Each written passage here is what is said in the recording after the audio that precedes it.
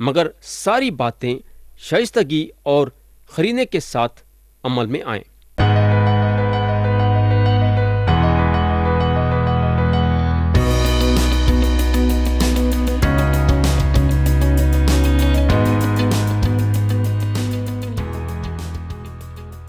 یسوع مسیح کے نام سے السلام علیکم پیارے بھائی اور بہن، آپ لوگوں کو یاد ہوگا کہ گئے وقت ہم کرنتیوں کے نام پولس رسول کا پہلا خط باب 14 اور اس کی آیت 6 سے غور کرنا شروع کرے تھے اور آیت 26 تک غور کرے تھے۔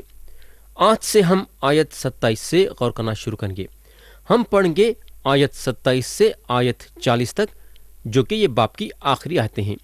یہاں پولس رسول بولتے ہیں، اگر بیگانی زبان میں باتیں کرنی ہوں تو دو یا زیادہ سے زیادہ تین شخص باری باری سے بولیں اور ایک شخص ترجمہ کرے، اور اگر کوئی ترجمہ کرنے والا نہ ہو تو بیگانی زبان بولنے والا کلیسیا میں چپکا رہے اور اپنے دل سے اور خدا سے باتیں کرے۔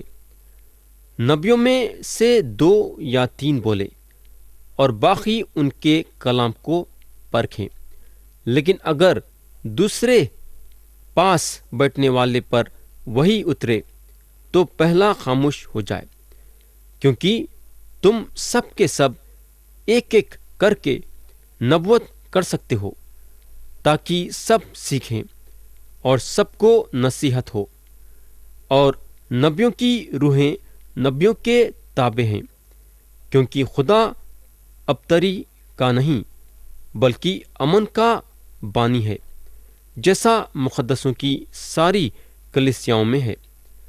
عورتیں کلیسیا کے مجمع میں خاموش رہیں، کیونکہ انہیں بولنے کا حکم نہیں بلکہ تابع رہیں، جیسا توریت میں بھی لکھا ہے۔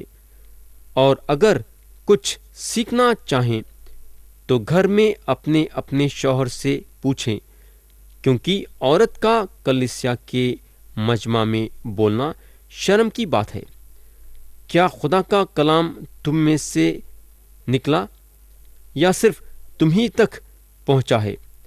اگر کوئی اپنے آپ کو نبی یا روحانی سمجھے تو یہ جان لے کہ جو باتیں میں تمہیں لکھتا ہوں وہ خداوند کے حکم ہیں، اور اگر کوئی نہ جانے تو نہ جانے۔ پس اے بھائیو، نبوت کرنے کی آرزو رکھو اور زبانیں بولنے سے منع نہ کرو، مگر ساری باتیں شائستگی اور خرینے کے ساتھ عمل میں آئیں۔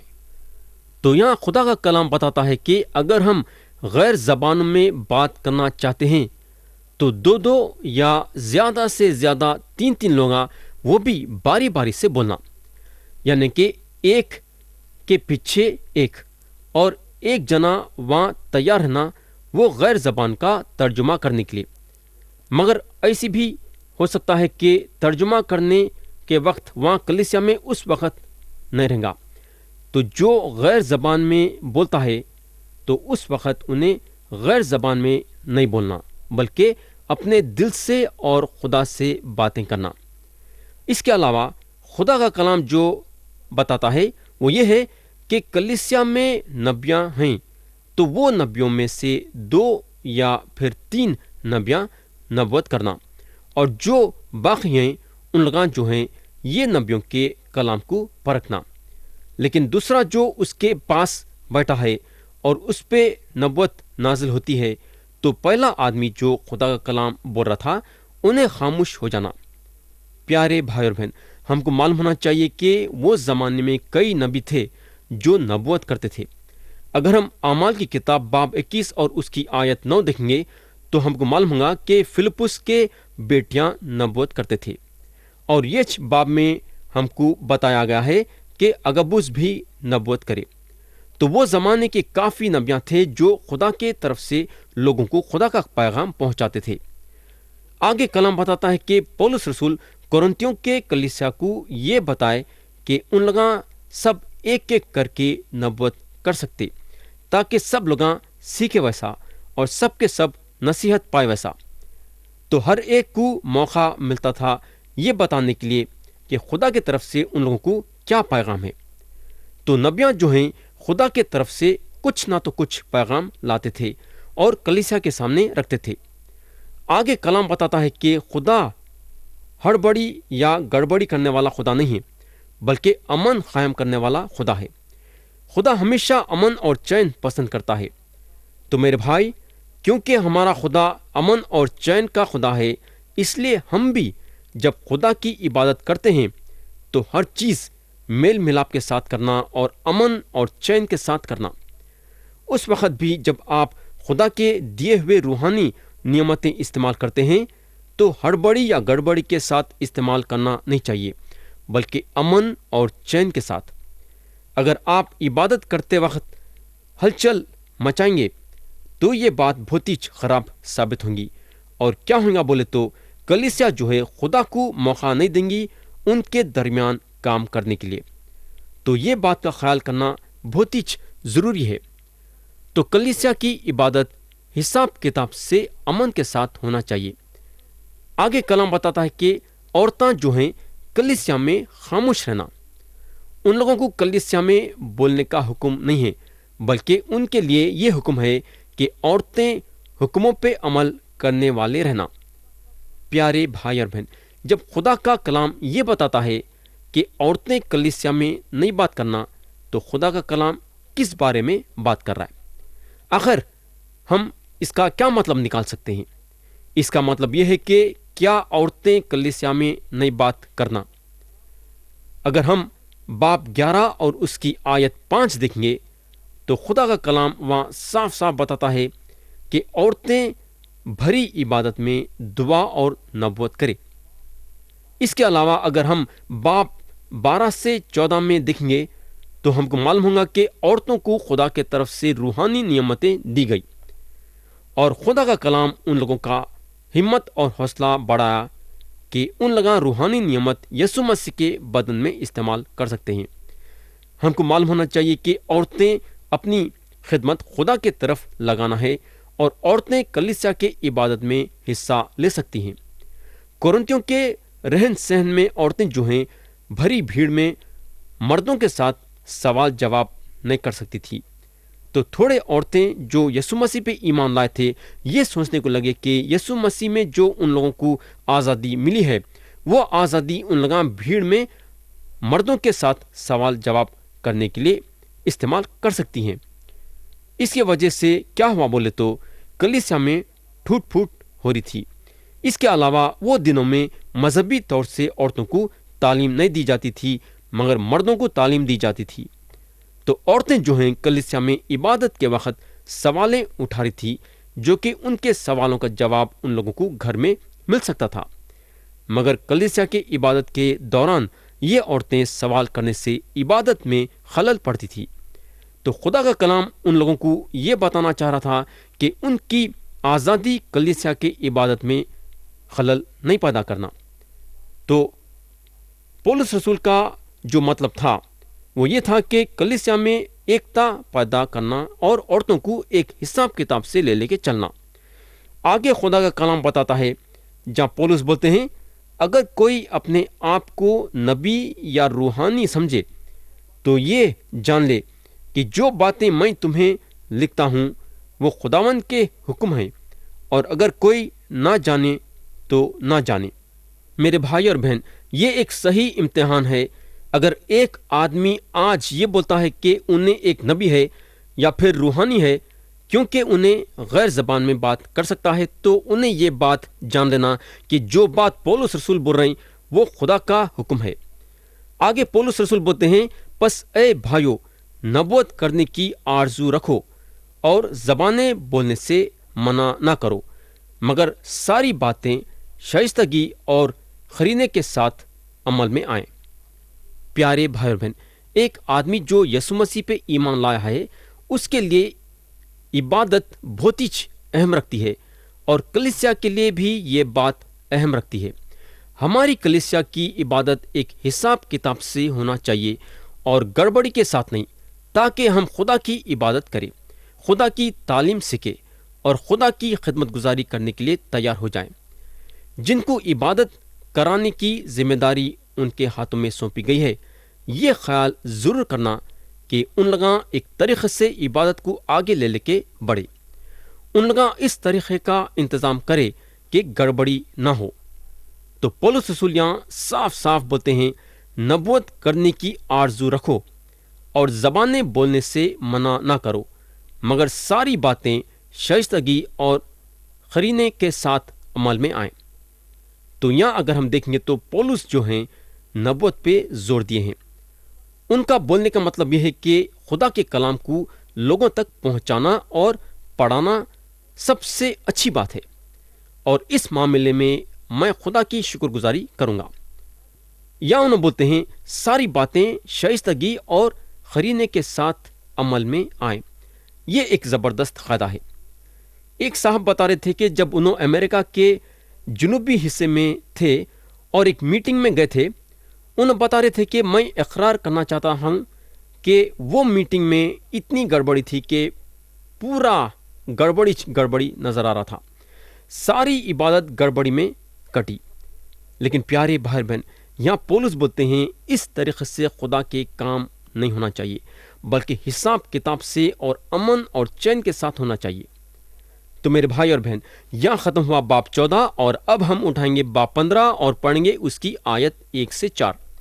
ذرا غور سے سنو، یہاں لکھا ہوا ہے، پولس رسول بولتے ہیں، اب اے بھائیو، میں تمہیں وہی خوشخبری جتائے دیتا ہوں جو پہلے دے چکا ہوں، جسے تم نے قبول بھی کر لیا تھا اور جس پر قائم بھی ہو، اسی کے وسیلے سے تم کو نجات بھی ملتی ہے، بشرطے کہ وہ خوشخبری جو میں نے تمہیں دی تھی یاد رکھتے ہو، ورنہ تمہارا ایمان لانا بے فائدہ ہوا۔ چنانچہ میں نے سب سے پہلے تم کو وہی بات پہنچا دی جو مجھے پہنچی تھی، کہ مسیح کتاب مقدس کے باموجب ہمارے گناہوں کے لیے موا اور دفن ہوا، اور تیسرے دن کتاب مقدس کے باموجب جی اٹھا، اور کیفا کو اور اس کے بعد ان 12 کو دکھائی دیا۔ میرے بھائی اور بہن، بعضی وقت ایک سوال بار بار پیدا ہوتا ہے کہ پولس رسول کے پاس خوشخبری تھی کیا؟ انہوں بولتے ہیں، میں نے سب سے پہلے تم کو وہی بات پہنچا دی جو مجھے پہنچی تھی۔ اب سوال یہ پیدا ہوتا ہے کہ پولس رسول کو خوشخبری کس کے پاس سے ملی اور کدھر ملی؟ اب ہم کو معلوم ہونا چاہیے کہ ان کو خوشخبری عربستان میں ملی، جہاں مسیح ان کو لے کے گئے اور وہاں عربستان میں ان کو سکھائے۔ جب پولس رسول کی ملاقات دمشق کے سڑک پہ یسوع مسیح کے ساتھ ہوئی تو پولس کو یہ بات کی خبر نہیں تھی کہ یسوع مسیح مردوں میں سے جی اٹھے ہیں۔ انہوں بولنے لگے، اے خداوند تو کون ہے؟ پولس کے خواب و خیال میں بھی نہیں تھا کہ خداوند جو ہیں یسوع مسیح ہیں۔ پولس کو خود کو یہ جاننے کی ضرورت تھی کہ یسوع مسیح مردوں میں سے جی اٹھے ہیں، تو یہ خوشخبری ان کو یسوع مسیح کے ذریعے سے ملی۔ انہوں بولتے ہیں، خوشخبری جو میں نے تمہیں دی۔ اب سوال یہ پیدا ہوتا ہے کہ یہ خوشخبری کیا چیز ہے؟ خوشخبری یہ ہے کہ مسیح کتاب مقدس کے باموجب ہمارے گناہوں کے لیے موا اور دفن ہوا، اور تیسرے دن کتاب مقدس کے باموجب جی اٹھا۔ تو یہ ہے خوشخبری۔ یہ سارے باتیں سچ ہیں۔ میرے دوست، یہ 3 سچائی کے بغیر خوشخبری نہیں ہیں۔ یہ 3 سچائیاں خوشخبری میں موجود ہیں۔ یسوع مسیح آپ کے لیے اور میرے لیے اپنی جان دیے، ان کو گاڑا گیا اور انہوں تیسرے دن مردوں میں سے جی اٹھے۔ تو یہ ہے خوشخبری۔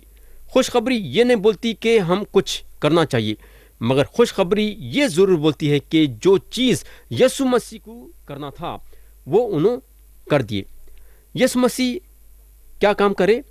انہوں یہ کام کرے کہ خدا کے کلام کے مطابق آپ کے اور میرے گناہوں کے لیے اپنی جان صلیب پہ دیے۔ آپ کے اور میرے لیے انہوں گاڑے گئے، آپ کے اور میرے لیے تیسرے دن مردوں میں سے جی اٹھے۔ میرے بھائی اور بہن، انہوں اپنی جان دیے۔ یہ جو ہے اتہاس کی سچائی ہے، یعنی کہ اتہاس بھی یہ بولتی ہے کہ انہوں ہمارے لیے اپنی جان دیے۔ بہت کم لوگ شاید یہ بات کا انکار کریں گے، مگر مسیح گاڑ گئے، یہ چیز اتہاس میں ڈالے جانا ہے۔ یہ چیز کیوں اتنی اہمیت رکھتی ہے؟ اب سوال یہ پیدا ہوتا ہے۔ یہ بات یہ ثابت کرتی ہے کہ انہوں ایک دم سے غائب نہیں ہو گئے۔ اس کا مطلب یہ ہے کہ واقعی میں ان کا جسم تھا۔ نیکودیموس اور ارمتیا کے یوسف اور بھی لوگ جو ان کو صلیب پہ چڑھائے ہوئے دیکھے، یہ لوگوں کو معلوم تھا کہ یسوع مسیح کون ہیں۔ ان لوگوں کو معلوم تھا کہ یہ یسوع مسیح ہیں جن کو صلیب پہ چڑھایا گیا ہے۔ تو یہ جاننا بہت ہی ضروری تھا۔ یہ چیز ان کے موت کو ثابت کرتی ہے۔ کلام کے مطابق انہوں تیسرے دن مردوں میں سے جی اٹھے۔ ان کا مردوں میں سے جی اٹھنا خوشخبری کا ایک حصہ ہے۔ خبر جو ہے خالی تھی، یہ ہے اس کا ثبوت، یعنی کہ مسیح وہاں سے جی اٹھے تھے۔ تو خوشخبری وہ ہے جہاں یسوع مسیح کی موت ہو گئی، ان کو گاڑا گیا اور تیسرے دن انہوں مردوں میں سے جی اٹھے۔ یہ پہلا ثبوت ہے۔ مردوں میں سے جی اٹھنے کا ایک اور ثبوت ہے، اور وہ ثبوت ہے کرنتھیوں کا تجربہ۔ ہم پھر سے پڑھیں گے اور دیکھیں گے کہ پولس رسول کیا بولتے ہیں، اور دیکھیں گے کہ آخر انہوں کیا ثابت کرنا چاہتے ہیں۔ انہوں بولتے ہیں، اب اے بھائیو، میں تمہیں وہی خوشخبری بتا دیتا ہوں جو پہلے دے چکا ہوں، جسے تم نے قبول بھی کر لیا تھا اور جس پر قائم بھی ہو۔ اسی کے وسیلے سے تم کو نجات بھی ملتی ہے، بشرطے کہ وہ خوشخبری جو میں نے تمہیں دی تھی یاد رکھتے ہو، ورنہ تمہارا ایمان لانا بے فائدہ ہوا۔ تو ایک ایمان ہے جو خالی یعنی کھوکھلا ایمان ہے، مگر انہیں یہ بھی بولتے ہیں کہ اسی خوشخبری سے تم کو نجات ہے۔ تو کلیسیا جو ہے یسوع مسیح کا مردوں میں سے جی اٹھنے کا ثبوت ہے۔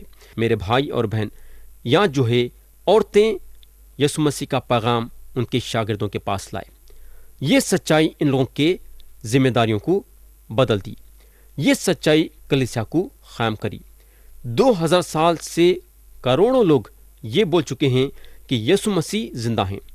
تو بولنے کا مطلب یہ ہے کہ آپ خامخواہ کے کلیسیا کو مسیح کے مردوں میں سے جی اٹھنے سے الگ نہیں کر سکتے۔ کلیسیا جو ہے ایک بہت بڑی ثبوت ہے مسیح کے مردوں میں سے جی اٹھنے کے بارے میں۔ تو کلیسیا جو ہے مسیح کے مردوں میں سے جی اٹھنے کا دوسرا ثبوت ہے۔ یہ ہوگا ایک اور ثبوت ہے، یعنی کہ تیسرا ثبوت کہ مسیح مردوں میں سے جی اٹھے ہیں۔ پولس بولتے ہیں، مسیح کتاب مقدس کے باموجب ہمارے گناہوں کے لیے موا اور دفن ہوا، اور تیسرے دن کتاب مقدس کے باموجب جی اٹھا۔ اب یہاں سوال یہ پیدا ہوتا ہے کہ کتاب مقدس کے باموجب کا مطلب کیا ہے؟ آخر اس کا مطلب کیا ہے؟ کتاب مقدس کے باموجب کا مطلب ہے خدا کے کلام کے مطابق۔ اب سوال یہاں یہ پیدا ہوتا ہے کہ خدا کا کون سا کلام؟ میرے بھائی اور بہن، یہ کلام ہے پرانا عہد نامہ۔ ہم کو معلوم ہونا چاہیے کہ مسیح کے بارے میں پرانا عہد نامہ میں دیا گیا ہے۔ مثال کے طور پہ زبور کی کتاب اور اس کی 22ویں باب میں یسوع مسیح کا ذکر ہے۔ زبور کی کتاب 16ویں باب میں مسیح کا ذکر ہے۔ یسایہ نبی کی کتاب اور اس کے 25ویں باب میں ان کا ذکر ہے۔ یسایہ نبی کی کتاب اور اس کے 53 باب میں مسیح کا ذکر ہے۔ تو خدا کا کلام جو ہے تیسرا ثبوت ہے جو مسیح کے مردوں میں سے جی اٹھنے کا ثبوت ہے۔ اب میں آپ کا توجہ آیت 2 پہ لانا چاہوں گا۔ یہاں پولس رسول بولتے ہیں، اسی کے وسیلے سے تم کو نجات بھی ملتی ہے، بشرطے کہ وہ خوشخبری جو میں نے تمہیں دی تھی یاد رکھتے ہو، ورنہ تمہارا ایمان لانا بے فائدہ ہوا۔ میرے بھائی اور بہن، ہم کو معلوم ہونا چاہیے کہ آج کرنتھیوں میں کئی لوگ ہیں جو کلیسیا میں بلا ناغہ شامل ہوتے ہیں، مگر سچائی یہ ہے کہ یہ لوگ یسوع مسیح پہ ایمان نہیں لائے ہیں۔ یہ لوگ یسوع مسیح کو اپنا منجی نہیں مانے ہیں۔ تھوڑے ہیں جو نجات کے طرف بڑھ رہے ہیں، مگر تھوڑے ہیں جو بتاتے ہیں کہ ان لوگاں یسوع مسیح پہ ایمان لا لیے ہیں، مگر اصل میں دیکھا گیا تو ایمان نہیں لائے ہیں۔ مگر خدا کا کلام بتاتا ہے کہ ہم کلیسیا میں بلا ناغہ شامل ہونے سے نجات نہیں حاصل کر سکتے، بلکہ یسوع مسیح پہ ایمان لانے کے ذریعے سے نجات حاصل کرتے ہیں۔ تو آپ کا کلیسیا میں جانا، وہاں بیٹھنا، خدا کا کلام سننا اور پھر اس پہ عمل نہیں کرنا بیکار بات ہے۔